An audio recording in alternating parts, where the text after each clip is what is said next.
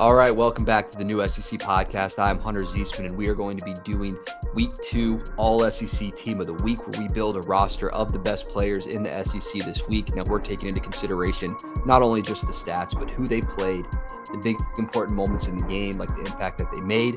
And we're going to pick each position. O-line is going to be one unit. Good week across the SEC. For the most part, Florida.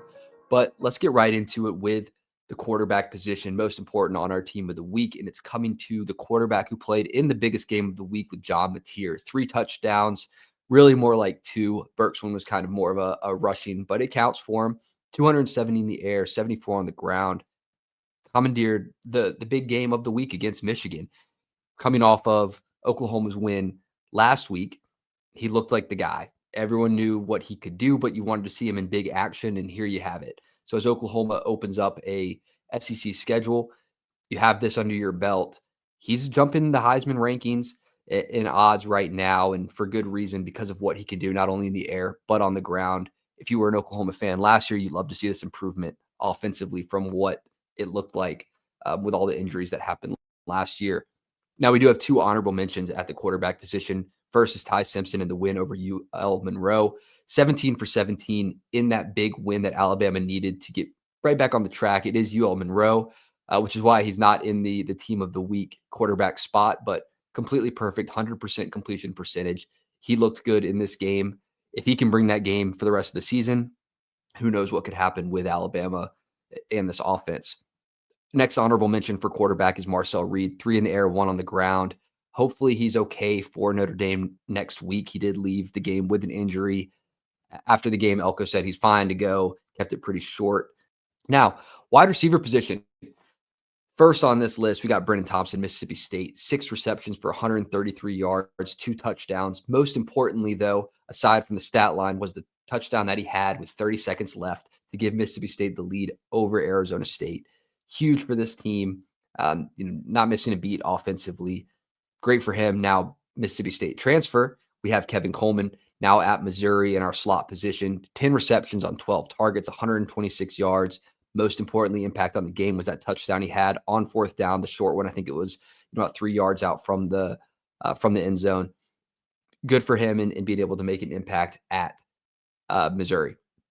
Last on this list, Harrison Wallace, Ole Miss, big 4th down play for him as well. Kind of a contested catch that he broke loose, 117 yards on the day.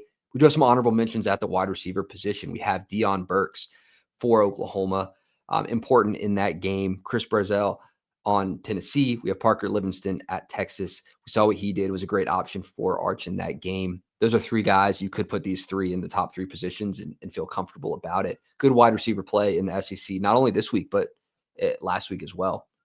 Tight end, tough decision here between Jaron Knack at Oklahoma and Brett Norfleet at Missouri.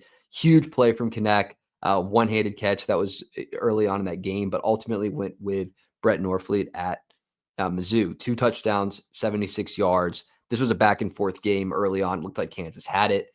Missouri turning it up a little bit. Now this offense looks pretty strong. O-line, we do 1 unit for this, not individual positions. Vanderbilt.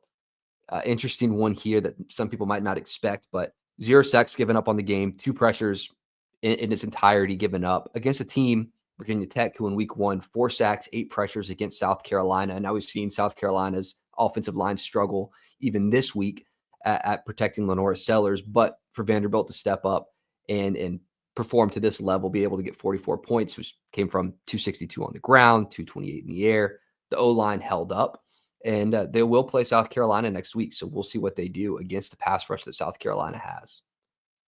Last on our offensive team of the week, we have the running back position. We have Kwan Lacey, 138 yards, kind of a workhorse this week, 28 carries, and it came because Ole Miss at the beginning of the game looked a little bit shaky. Austin Simmons making a couple mistakes. Felt like a big moment for him to be able to have a running back who can take these carries while his overall output wasn't, on yards per carry wasn't stellar.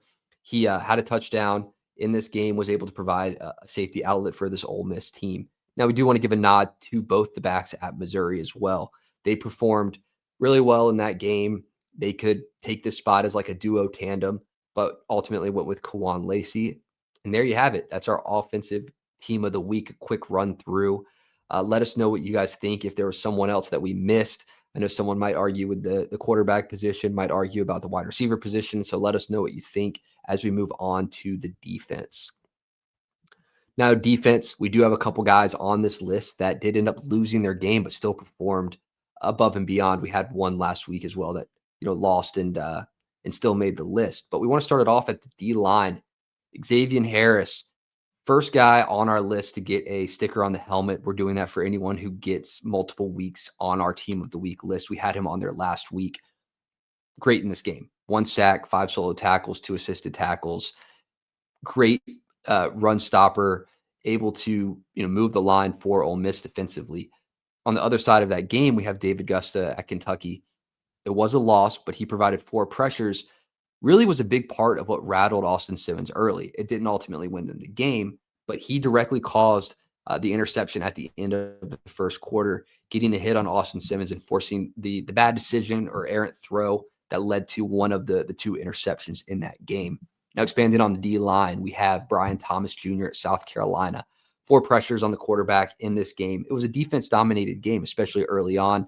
South Carolina offensively a little bit struggling, relying on special teams and defense. Brian Thomas Jr., big piece in this, forced a fumble, 4 total tackles in this game. We do have Tyree West at Tennessee, 37.5% pass rush win rate. That is the highest in the SEC this week, tied with a couple other guys. 4 pressures, 1 sack for both of our edge rushers in this game. Really good D-line play this week that we could point to and swap some guys out here and there. Linebacker position, we got Scooby Williams, A&M, forced fumble, 5 total tackles, 1 sack. Big shout out to Xavier Sori at Arkansas, 15 tackles, 2 for loss, and a pick all over the field in this game against Arkansas State. So good for him in this game. We did have Justin Jefferson on this list as an honorable mention in the interception when in a week that Alabama did need some sideline-to-sideline speed. Ultimately didn't make our team of the week. But let's move to the safety position.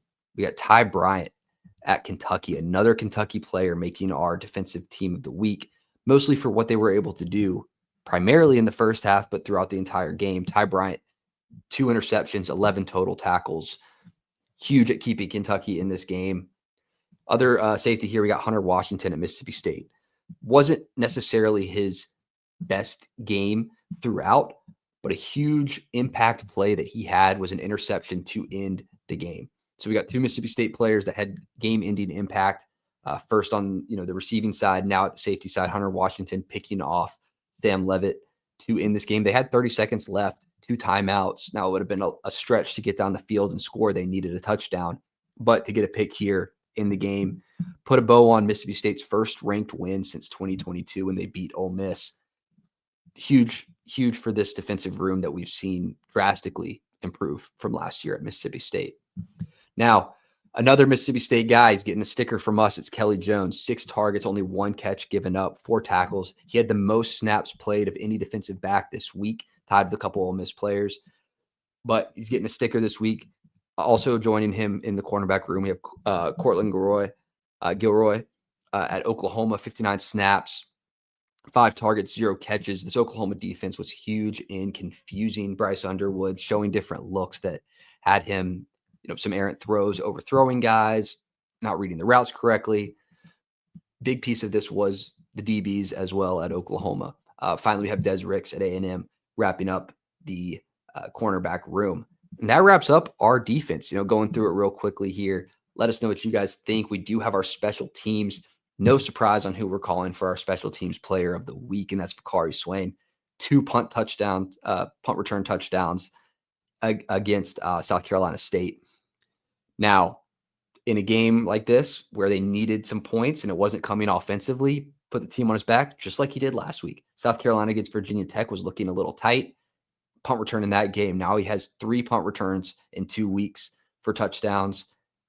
Team of the week, special teams player. We do have a kicker on here as well. I put Trey Smack from Florida. The points were hard to come by in this game, but he did have 3 field goals, 1 extra point, critical in this game at scoring for a Florida team that was struggling to get points. As always, let us know what you think. Subscribe, like, follow, and we'll catch you in week 3 for the next one, and listen to our previews as we look towards week 3.